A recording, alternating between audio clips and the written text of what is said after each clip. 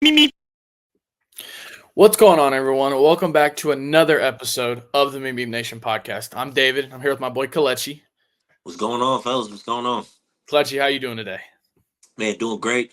Just coming off a great weekend of football, man. Loved watching college, NFL. It was a great weekend.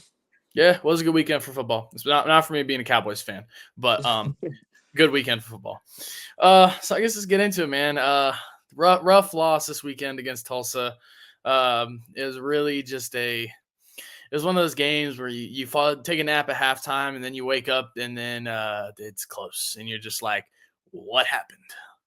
Yeah, I was in back home in Houston, Uh huh. and I was just around the house, and I remember at the bottom of the game, I forgot what game we were watching. It said UTSA 35, Tulsa 7. I said, "Oh, okay." We don't. I Yeah. was like, "Okay, don't have to check in at all anymore." Mhm. 2 hours go by. My dad gets an alert on his phone. He's like, "Did you see that UTSA lost?" I said, "No, we did not."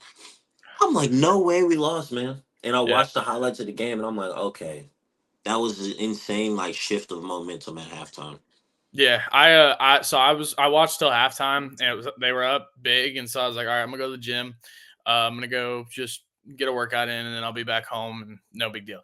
And then as I'm at the gym, I'm getting texts in our group chat like, hey, what's going on? And I'm looking and like it was like 42-32. I'm like, oh, it's fine. There's only like 5 minutes left in the game.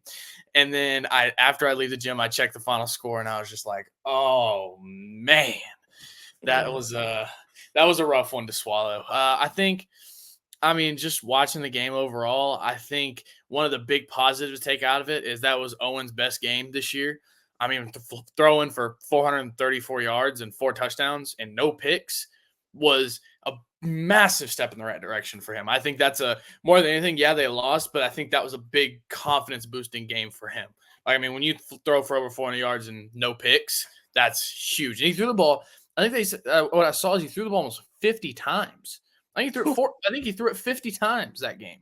Like, yeah, yeah, 30 for 30 for 50. 50. Yeah, Yeah, I mean you can't really ask much more out of your quarterback, you know? but yeah, after the game, I remember I checked on Twitter, and that's when I had saw that he had broke the record. Yeah. And I mean, I can't imagine like how good that must feel like for him. Hmm. Really kind of like quiets all the noise around still having a QB controversy. Yeah. Um, but yeah, I'm just so excited for him, man. I know his confidence right now is through the roof, and Yeah. I can't wait to see what he does the rest of the year. Because I mean, he's on the high right now for sure. Yeah, I mean that's a good thing going into the rest of the schedule that we have because I mean the rest of the schedule is going to be a gauntlet. Having to play a good North Texas team, a ranked Army team, Temple who's no pushover, and then having to play Memphis this coming weekend. Like I mean that's a good thing for him as a quarterback to be going into those games with confidence. Because again, those are going to be no joke games. But I mean, even looking at the stats right now, like you see UTSA dominated that football game in every facet. The thing that kills us and what we've seen all year, besides I think besides FAU maybe, is penalties. Like whenever you're committing 129 yards worth of penalties, like I mean that's hard, and no matter what, no matter how many points you're scoring, like that makes it really hard on a team whenever you're committing penalties like that.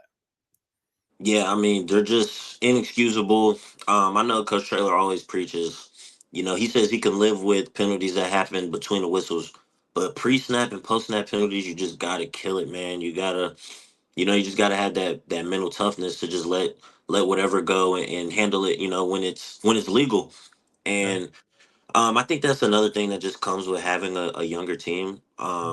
I don't think that stuff like that will just go unnoticed. He's definitely going to address it, so I don't see that being a factor too much for the rest of the year.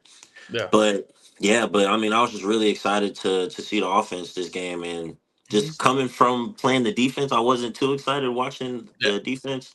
Yeah. But yeah, I say we just really need to get better in situations. We Mhm. dominated the game. Second Yeah. half, they come out and they basically just abandoned the run, and it was just an air raid. Yeah. And I guess we could have put like more nickel or dime packages out there, but yeah, it was just a really tough game to watch, man. Just trying to be a fan of the defense. Yeah, I guess where I run into problems, like when I'm watching any college football, like I'm watching even all the Power Five teams. Um, I think it's really hard when you have a team with such a big lead and they abandon what got them that lead. Because you see it happen all the time, not just with UTSA, but with all teams. Once they get a big lead, they start trying to play this prevent defense and try to prevent big plays. But when you play defense like that, you're going to give up 8, 9 yards of play because you're playing so soft. You're not allowing anything over the top. But when they're getting those chunk plays, like I mean, that's not a recipe for success. And then on top of that, like you said, they came out in that second half with nothing to lose, being down as much as they were. They were just going to sling the ball around the field and see what happens. And like whenever you're doing that, on coupled with the soft defense, I think it makes it really hard in order to be able to play solid football when you abandon what got you that lead in the first place. Yeah, man. I mean, just a crazy game, just a completely crazy game. And just being coming from a fan's perspective, us being on the opposite sides of these kind of games, and Mhm. now just it really does suck seeing the worser half of this. Mhm. But I would say that I do have a new confidence in the team for the rest of the year. Mhm. Um, I really hope we get things figured out on defense. I didn't get to see like too closely into maybe it was just MAs, a lot of MAs, or Yeah. if they were just outplaying us. Didn't get to really see too much of that yet, but I really can't wait to watch, man. And I'm excited. I'm excited for this next game. I really am. Yeah. I'm gonna play devil's advocate here just for a second because I'm curious. So as a defensive guy, so like whenever you see something like that happen where they come out with a big lead at half and they have a big lead even going into the fourth quarter, and then you start to play softer defense. Like, what do you like that? Or are you a guy that's like, hey, let's stay aggressive? We were on them for the first half and it worked. Like, I understand trying to not let up, like what happened against Rice, where you let a guy beat you over the top, Yeah. but at the same time, when you're only say rushing three guys and you're not getting the pressure on the quarterback and you're giving them all day to throw the ball when they have nothing to lose. Like I just don't to me, I look at that as a guy that just looks at football and watches a bunch of football as like this is just not a recipe for success. No Yeah. matter no matter who you're playing, just because the scariest guy is something with nothing to lose. Mm, And so when you kind of let off the gas a little bit and say, hey, let's play a little bit safer, I feel like that just allows more stuff to go wrong? yeah. No, yeah, I definitely could see like it really just all depends, and you can really Mhm. never be right all the time. No, 100%. But just me personally, like if I was a DB in that situation, I do like playing softer. Mhm. The easiest way to come back in a game like that is explosive plays. If you Yeah. make a team drive and have these really long extended drives, Mhm. they're gonna run out of possessions and they won't Yeah. even touch you. I mean, we were up 4 touchdowns. Yeah. So Yeah. I agree with playing soft right there. Don't want to give up any big plays, but at the end of the day, they're going into halftime making adjustments too. Yeah. So yeah, they definitely saw something that they liked, and they kept going to it, and that's what got them that win. Yeah. I mean, like I'm looking just at the ESPN stuff, and UTSA with 3 minutes left in the fourth quarter had a 99.4% chance of winning. And so like just seeing that as a fan, it it's rough, but it's like I think like you said, there's a renewed confidence that I see. Like that putting up 45 points is amazing. Like that's a really good game for our offense. Like I like to see that a lot.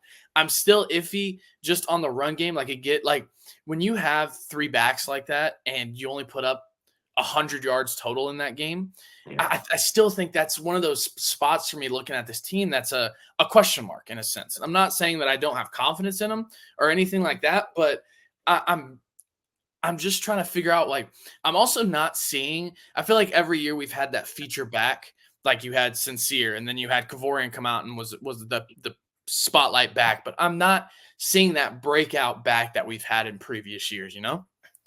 Yeah, I think they really had a lot of faith in kind of having that committee this year, Mhm. and yeah, it just hasn't come to be what UTSA usually produces on the ground. Yeah, And I didn't at first I thought it was just maybe could have been the inexperience at the offensive line, yeah, but I mean once it's been this many games and you see that our running game isn't where it should be, that's probably just how it's meant to be for this team. Yeah. And that sucks because that's usually one of the things we like to hang our hats on. Mhm. And it definitely sucks when you have a lead like that and you can't just rely on just turning around and handing the ball off, and just chewing that clock. Yeah, like I mean, Robert Henry had the most rushing yards that game with 67 on 20 carries. I mean, he was averaging 3 yards a carry. And again, like I'm not saying that's bad by any sense, but you're used to seeing that one guy for UTSA break off a 100-yard game pretty often, no matter who it was in that three running back committee. One of those guys. I know one of the bright spots has also been Brandon High. I think is his name, right? He's Yep, been a Brandon High. really good kind of addition to this team, and seeing that, like, that's a definitely a light spot to see. And again, seeing Owen do his thing, like, seems like he's finally getting in a groove. And so I'm not saying that there's all bad on this team. Like, there's a lot of bright spots to look at going Yep. in, not only just for the rest of the season, but future years now. Because I mean, now there's only I think 5 games left in the season, which is wild to me because it feels like it just started not too long ago, and we're only got 5 games left. And so, I think it's one of those things that it's going to be very telling to see if Owen can keep this up, because I truly think if he can keep that up, UTSA can still make a bowl game. I think there's still. I think it's a long shot, but if Owen keeps playing like that, yes, they definitely have a valid chance of making a bowl game. Because again, I think the biggest thing I look at, and I talk to a lot of people about it, is that Army game. No one's ever won at home, and we're playing at Army. Army's good. They are really good this year. I'm not saying anything about Really that, good. but anything can happen, especially just like I said, a team with nothing to lose. And, even say UTSA gets to that point and they're not bowl eligible, they still want to knock them off just because, I mean, you want to spoil their season, you want to play the villain in that part. So again, I think it's going to be very, very good and very telling to see what UTSA ends up doing these last 5 games. Yeah, and kind of speaking on that, I mean, most of our offensive weapons are extremely young. Yeah. So I think this late stretch playing meaningful football Hmm. is what they need. Yes. I mean, we're definitely not gonna just, quit or anything like that. No. No. As far as bowl expectations, whew, I would say they're very, very, very, very slim right now. Yeah. Um, Very slim. No. Just, I mean, 100%. we losing in the final seconds in two conference games, man. Just so unfortunate. And really hard to bounce back from. But yeah, it's gonna be a nice crunch this final stretch, man. And I really can't wait to watch and see these offensive weapons keep developing. Yeah. I'm already seeing Brandon High, like he's probably gonna be all conference on the freshman team. Yeah. We have receivers making big plays. Jamel Dean, his Yeah. first year is really on the field. Hmm. So I mean, those guys, the potential is just through the roof, and I Yeah. think that's what fans need to focus on more this year. It's just let's Yeah. focus on the development. Hmm. We see we have all these young stars. Let's really just try and get behind these guys, try and keep them here, and, Hmm. really support them. No, 100%. And I mean, like, I'm looking at it, and we're theoretically, if you look at it, 2 plays away from being 5-3 and 3-1 in conference versus 3-5 and 1-3. And so it's hard to be on this side of it because for so long we've been the people breaking other people's hearts, and so to be on the other side of it hurts a lot, just as a fan and as an alum. Like, I mean, you want to see your team succeed. And it's really interesting, though, talking to people outside of San Antonio and things like that. I'm hearing more and more people know who UTSA is, which is quite amazing because my freshman year, like, I would talk to people and they wouldn't even know where UTSA was at. So being able to have that now, and yeah, our team may not be doing what we wanted kind of this year, but like you said, there's a lot of young talent that's developing really well. And I think you look at it going into next year, now they're going to have a year of experience under their belts versus being fresh and green kind of to the whole thing. And so I think there's a lot of optimism looking forward to following seasons. Oh, absolutely, man. And this isn't even talking about the defense.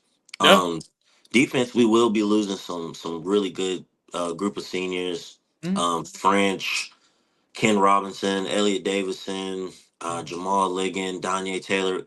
I mean, those are some really like Yeah. key guys to our recent success that we've had. Mm-hmm. But I'm curious to see, the young guys on defense as well. Yeah. I know we got a lot of guys banged up on that side of the ball, but with Coach Lep, I'm really just excited to see like these new young playmakers because that's what they love to see back there. Yeah. Especially on the back end, I've seen that there's a freshman, Elijah, that's been getting some starts, Yeah. and to know that there's a freshman that has Coach Lep's trust like that, Yeah. that's how I know right there he's going to be a really really good player. So just Yeah. just a lot of positives still from this year. And I mean, the good thing is, like, I mean, especially now with college football, like the transfer portal is such a big thing. And I know they're going to hit that hard whenever it comes, like, whenever the names kind of get released and knowing who's going to be in the portal. And so, they're always going to hit that hard now, especially like it seems like now getting guys out of the portal is just as big as recruiting freshmen, like it's amazing that the portal has become such a big deal. Like you guys have been transferring all the time, but now with the way the portal's changed and the way the rules have changed, like, it's almost like you're just re-recruiting guys that you've already recruited. And so I think it's going to be really good for them to kind of get in the portal, get those guys with some experience too, in order to be able to help out these young guys we got with some veteran guys that have had some experience and be able to kind of mentor those guys into being very mature and very good football players. Absolutely. And I mean, you're speaking on the transfer portal class. I mean, they even have transfer portal rankings and stuff Yeah. like that. Yeah. So, I mean, it really matters. And the good thing about it for a team like us is we're, not coming off the best year. You can kind of go after higher level talent Hmm. because there's no guaranteed starters, necessarily Yeah. at certain spots. Mhm. So I'm really excited to see this group that they bring in just because Coach Trailer has hit on a lot of guys in the past in the Mhm. portal. No, So they know, 100%. yeah, they know what kind of guys fit in that culture, and their success rate in there is really, really high. Yeah, speaking on that, the position's not really being super like established, and now even with that group of seniors, like you said, we're going to lose on the defense. That leaves a lot of open for competition. And I think there's going to be guys that are hungry. Those young guys are going to be hungry. You're going to have guys that come in that are hungry to start. And so I think it's going to be really, really good to see that competition. Because I think sometimes when you're coming in as a freshman or even a transfer, you got those guys that have kind of cemented their names in there, like they're going to be starters and stuff like that. So to be able to have such open competition at a lot of positions, I think it's going to give us the best chance to put the best product out there. No, yeah, absolutely. I mean, the best competition, the cream will always rise to the top, or something like that. I think it's like that. Yeah. But yeah, man, just going into this off season, it's going to be such a big off season for us. Maybe the biggest one in the trailer era. Mhm. Just trying to get everything fixed up and get this team turned around for next year. Yeah, and I mean, kind of looking ahead, looking at Memphis, they're 7-1. I mean, and UTSA opens up as a 7-point underdog, which I think a lot of people are quite surprised about, being a 7-1 Memphis team versus a 3-5 UTSA team. Kind of, what do you know about Memphis from past years? That's kind of an interesting thing that UTSA can look at. Memphis is always really, really physical, well coached. They have extremely, extremely explosive athletes all over the field. Yeah, Um, the last time we played them, they had Calvin Austin, and I just watched Monday Night Football mhm, yesterday or on Monday, and I watched him score the only touchdowns for the Steelers. yeah, So they have really, really good playmakers, man. Always, their quarterback is experienced. mhm. Um, yeah, it's going to be a really, really, really, really, really tough game, man.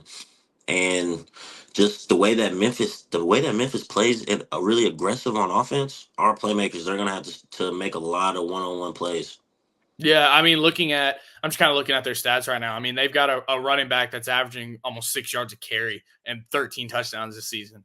So, I mean, that looks like that's a big part of their offense. I mean, their quarterback's doing all right, 65% completion percentage. But it looks like the biggest thing for them is their run game. I mean, when you got a running back that's averaging 6 yards a carry, I mean, that's a beast of a running back.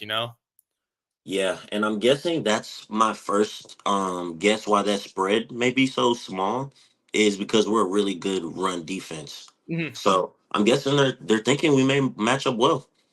Yeah, again, I'm excited. I think, like I said, I saw a lot of bright spots that came out during that Tulsa game. Owen, he needs to come out and just be confident, and kind of what we were talking about before, that confidence breeds winning. And I think, yeah, that's a big confidence beater whenever you get beat like that. But there's a lot of good things to take from that game, and it just seems like so much of the UTSA thing is just penalties. And I don't know if it's a lack of discipline, just not being young and not being experienced in those situations. Because again, when you're playing football, tempers rise, Yeah. and when you're in the heat of battle, like, I mean, that's all you're thinking about is football, football, football, and so I think I just want to know what's causing all the penalties. Because I haven't seen this in years past. You don't see UTSA committing that many penalties that cost them games. And so I don't know what it is. Yeah, I think it's just all inexperience, man. Yeah. And whenever you're really young, you're just the game is so emotional and you want to Mhm. do so well, and Mhm. just you just get caught in the moment. And I understand, especially when a team is, I mean, marching on a comeback like they were. Mhm. So I know it was a lot of, high temper on the sidelines, the locker room. Yeah. Um, but yeah, just I'm glad that we seen it. I'm glad it happened to us. Mhm. Um, because there's gonna be guys that will never want to have that feeling again, and that's the only Yeah. way to stop something like this from happening. Yeah, and the best way to learn is to experience it. And so I think in the first 8 games, they've experienced a lot of things. There's been a lot that's happened this year. You've had everything from close wins to close losses to dominating wins to getting blown out. They've experienced a lot in 8 games. And so I think it's really good for the young guys to experience a lot of that and be better prepared for when that happens again, or whenever the situation arises again. And I think, I don't know. It hurts me to see that a lot of the stuff is not their play, not the talent. It's just mistakes. It's preventable mistakes. I think that's where I'm just like, man, that's rough. When it's something, when you look at it, it's preventable. Like, I It's, understand the holdings, the stuff like that. Like, I understand that's just going to happen in the span of a football game. That's just the way it is. But to the unnecessary roughness, the personal fouls, things like that, like that's when it's like, dang, that just can't happen. yeah, just you can't beat yourself. It's already hard Mhm. enough to win a college football game, so Yeah, you definitely cannot beat yourself. yeah, Um, but yeah, I know Coach Traylor's gonna address it. hmm, That's gonna be the focus of this week. hmm, And once he says, like, if you just keep committing penalties and like personal fouls and pre or post snap penalties, he'll yeah, just put you on the bench. And yeah. that's his philosophy. It's always worked. So I really do expect them to fix that. I really do. No, and I think they will. Again, I think Hmm. trailer I seems to preach discipline. I'm sure you can attest to that. He preaches the discipline, and like you said, it's hard enough to win college football games nowadays, because it seems like every week anyone can win. Like, it doesn't seem like there's really many cupcake games, you call it, nowadays, because anything can happen. And so whenever you see that, and it's already hard enough, and then you're committing 130 yards worth of penalties, like, you just can't happen. Can't happen, man. And I mean, that's the story of our season right there. There's Yeah, just these little mistakes that end up just biting us in the end. yeah, Um, but yeah, I mean, for the guys that are there that have never really lost or anything like that, mhm, I'm glad. I'm not glad, but this isn't the worst thing that they're losing and stuff like that. yeah, Because the some of the the best teams in the past, we went through a phase where we were really, really, really bad, mhm, and you kind of get so fed up with the losing that it's another thing to motivate you. And yeah, that's how I know that this offseason is going to be such a great offseason for our program, is mhm. because that nobody wants to lose. And like the way that we've set that culture and how high that bar is set for us, oh, Mhm. it's going to be, I'm already excited for next year. I Yeah. am. Yeah. No, and it's gonna be good, and I wanna talk a little bit more about some other college football stuff that I've seen. How good is Vanderbilt this year? Like, it's one of those things, they're normally like the bottom feeder of the SEC, but they were ranked. They made it a close game with Texas. Like, I mean, that's wild to see whenever it's a weird college football season when you have Navy ranked and Vanderbilt ranked. Yeah. It's a very, very interesting college football season. Yeah. And I was literally talking to my friends maybe about a week or two before Vanderbilt upset Alabama. And Mhm. I'm like, man, I think Vanderbilt needs to get moved out of the SEC. I've never seen them be good my whole life. Like, why how are they still in the SEC? Yeah, And little did I know, I'll be eating my words pretty soon. But yeah, I mean, talk about the shock of the year. Their yeah, quarterback is just electric, man, and he has the whole mhm, country kind of behind him. He yeah, even had me over here rooting for Vanderbilt a little bit when they were yeah, playing this weekend. So yeah, it's yeah. just really cool to get behind.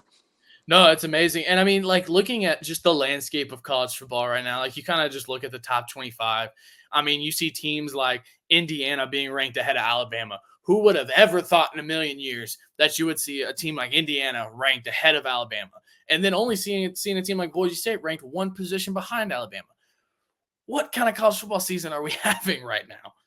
Yeah, and I cannot wait until it gets a few weeks deeper into the year, and we Yeah. kind of start seeing those final rankings. I feel like it's Mhm. going to be really really hectic because there's so many 1 and 2, 3 lost teams. Yeah.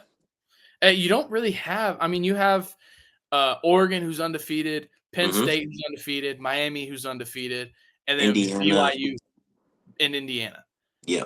and then Pitt as well. But they like, so you see a lot. You don't see many undefeated teams this year, but I think as well, the big part of it is how good these conferences have gotten. Like Yeah. you look at the Big Ten and you look at the SEC, like you look at some of these SEC schedules, like they're not, there's no walks. Like we're a Yep. game where you're like, all right, I'm gonna go in and beat this team pretty badly. Like the SEC just isn't that. Yeah. Like now, like the only team that's really not good this year is Mississippi State. Like I think that's really the worst team in the SEC this year. But like every game is just like you got to go in it with your A game or you're gonna lose. And it's a very Oh yeah. real possibility that you put 5 SEC teams into the college football playoff. Yeah, and I mean, we're not even talking about the Big Ten. I mean, the Big Yeah. Ten was good before, but now Mhm. it is just extremely deep. Yeah. And now there's teams that nobody really expected, like Indiana, and Yeah. they're gonna have to play Ohio State here pretty soon. Like, who thought Yeah. that game would have had, just these huge implications? Yeah. But I think that's the biggest kind of like new wrinkle in football, in college football, Mhm. has been just how deep the Big Ten has gotten. And Yeah. you first kind of notice it when usually Ohio State is just killing everyone in the Yeah. conference, not even Yeah. worrying about it. They really only had 2 games, Michigan and Penn State, that they had to worry Yeah. about. I Yeah. mean, now they're in just dog fights, almost losing this past weekend to Nebraska. Like Yeah. any weekend, any team in that Big Ten can upset somebody. I don't know if I'd ever thought I'd see the day where Indiana and Oregon are leading the Big Ten and Ohio State isn't even ranked. That's a Yeah. just a wild thing. Like you look at the beginning of the season and you see Texas, Ohio State on the schedule. Or sorry, not Texas, Ohio State. You look at Ohio State, Michigan on the schedule, and you're like, all right, that's going to be the game that basically decides the Big Ten, like it is every year. But Hmm. both those teams unranked. Who would have ever thought you'd see the day where Michigan and Ohio State are going to go into that game, possibly both unranked? Yeah, I definitely would not have predicted that. I'm Yeah, hearing all summer about how Ohio State is the most talented team in the country and all that. they bought their But talent. yeah, it's not looking good for them, man. And Yeah. I hate to say it, but Ryan Day, he is on the hot seat. Yeah, I think he's on the hot seat again. I think a guy you look at Florida as well. He's on the major hot seat. But Yeah. again, this is another weekend. You got Florida, Georgia in Orlando. I think here coming up. I don't know if it's this weekend or maybe next weekend. I don't know. Okay. Coming up, you'll have Florida, Georgia. That's going to be a game. That's one of those rivalry games where anything can happen. And so, but because you got a guy like Billy Napier on the hot seat, um, if if they don't turn things around quick, he'll lose his job. Yeah. And so, and then also, I what I love to see the most is seeing a guy like Will Stein succeed as much as he has the past 2 seasons, and to see them ranked number one with, I would say, the best offense in the country.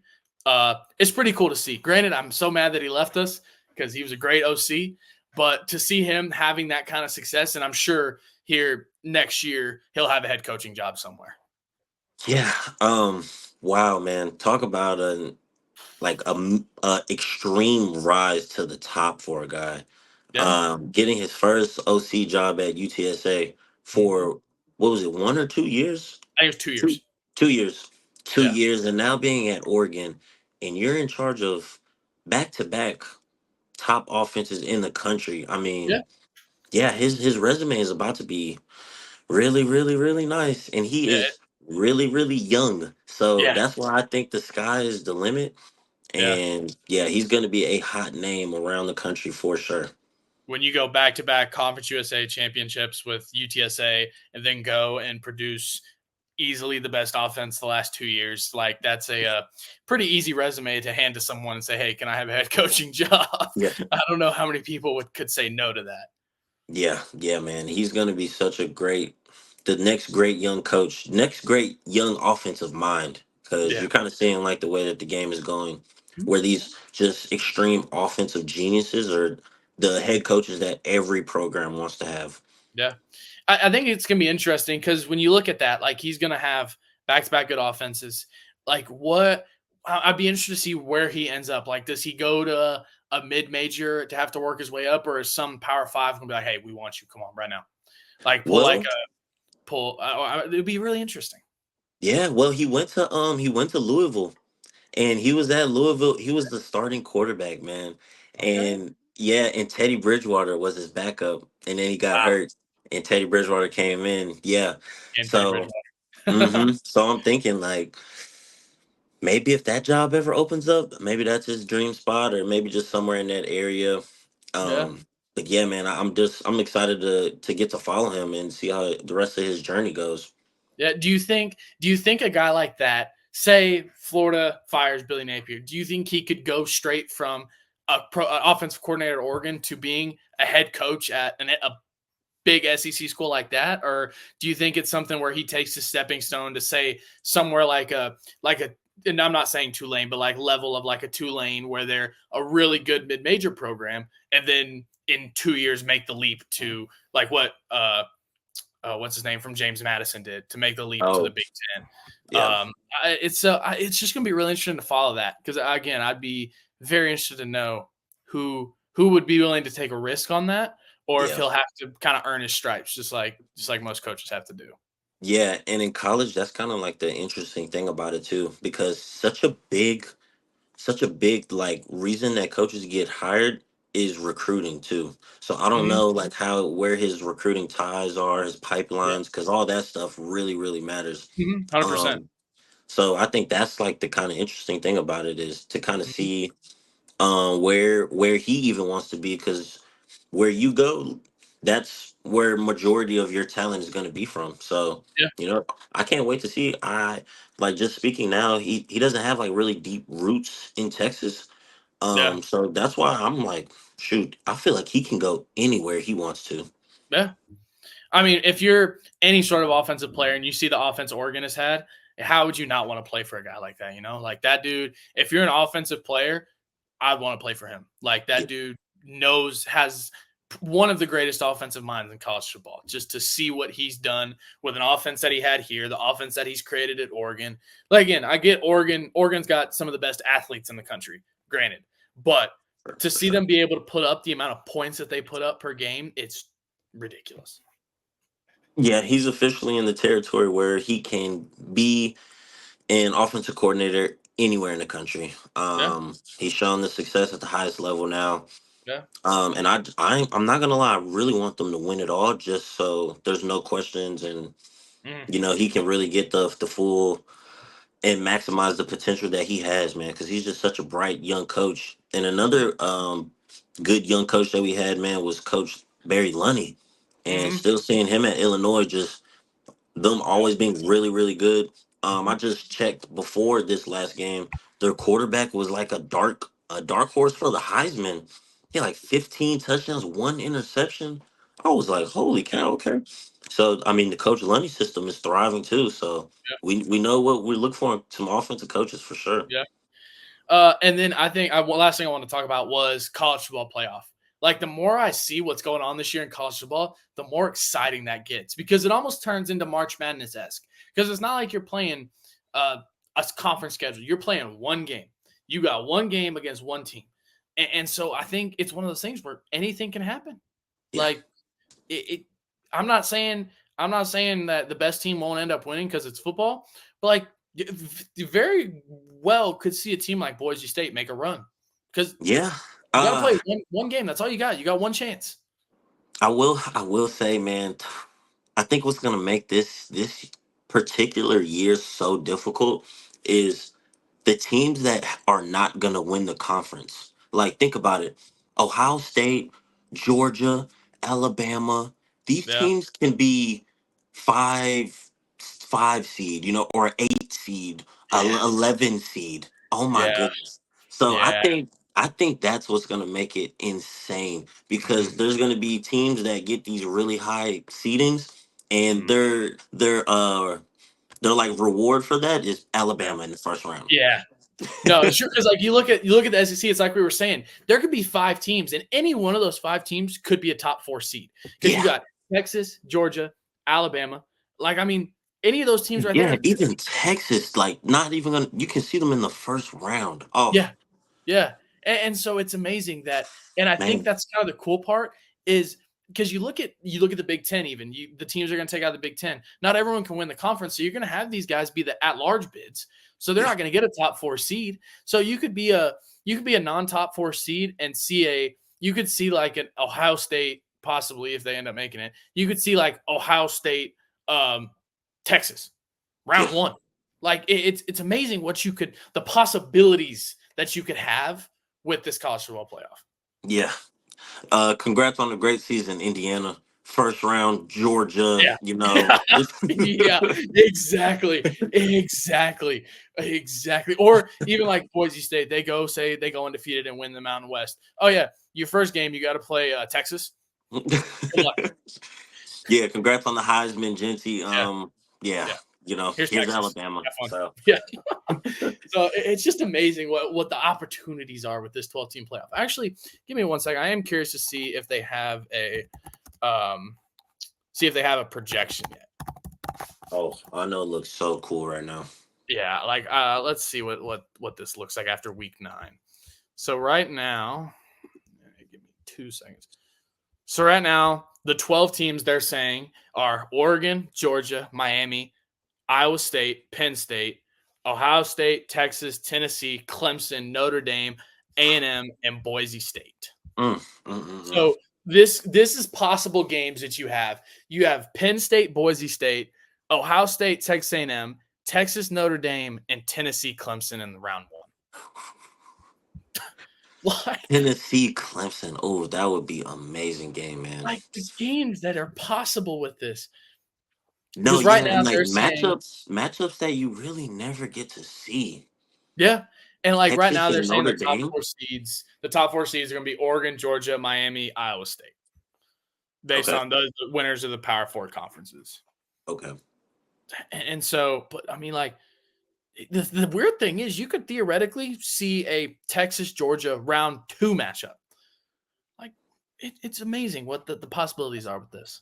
Yeah, and I'll say this: it's going to be a war of attrition for real. Because I could not imagine playing that many games and Mm-hmm. then having to go and play a whole nother tournament, basically a whole tournament play.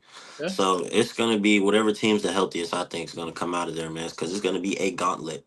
Because think about it, you have to play so they start with 12, 12, 6, 4. So you got to play 3 games to get to the national championship.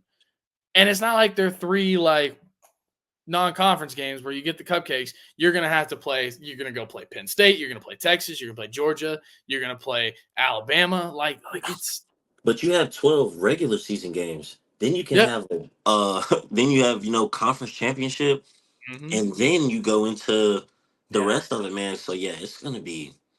Imagine going into conference championship, playing in it, losing, so you don't get the first round bye, then Mm-hmm. having to play in the first round. Yeah, it's gonna be. Yeah. It's Man, going to be yeah. interesting. I'm glad these kids are getting paid because they're getting used like professional athletes now for Yeah. sure. No, it's true. I don't want to go on a whole tangent about it, but that NIL is crazy. It's just a wild concept to me. Yeah, and it's unfortunately not going anywhere, No. and will only get bigger probably every year for the next 10 years. Yeah, because the thing is, when you look at NIL, like now that they didn't set any really limits to start, it's not like they can just go in and say, "Hey, we're going to cut you off." That's just not going to happen.